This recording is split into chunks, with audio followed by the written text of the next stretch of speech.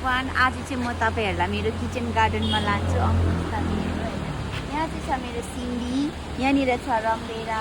हैन रमभेडा पनि फल्न आँटेको छ है म चाहिँ यो ठाउँमा चाहिँ एभ्री इयर के न के लाउँछु है अहिले सिमीको सिजनमा मैले सिमी लगाइरहेको छु है सागको सिजनमा म साग लाउँछु कोपीको सिजनमा कोपी योपालि मैले कोपी पनि धेरै फलाइ है बिन्स पनि फल्नु थालिसक्यो हिजो अस्ति मैले रोपेको है टाइम यति छिटो बित्छ कि फल्नु पनि थालिसक्यो है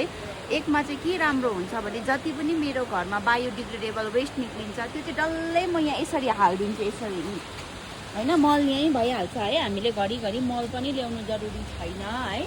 अन्त एकमा के हुन्छ भने बजारमा बसेर हामीले फ्रेस भेजिटेबल पनि खानु पाउँछ है अब यहीँ छ भने त म जहिले पनि टिपेर खानु सक्छु है पहिले यो क्यारोट चाहिँ छ नि बजारमा पाइहाल्नुहुन्छ इजिली है दोकानतिर यो चाहिँ रमभेडाको क्यारोट हो है अन्त यस्तो बस्ती जाँदा बस्तीबाट कहीँबाट माटोहरू मलहरू ल्याएर वान्स हामीले यसरी एक खेप हाल्यौँ भने चाहिँ त्यहाँदेखि माथि हामीले वेस्टहरू हाल्दै हाल्दै मल भइहाल्छ है सो जति पनि बजारमा बस्नुहुन्छ तपाईहरुले यसरी गरेर खान सक्नुहुन्छ यसरी उमारेर है म यति भन्दा मेरो भिडियो चाहिँ यहीँ राख्छु सो बाइ बाइ एभ्रिवान।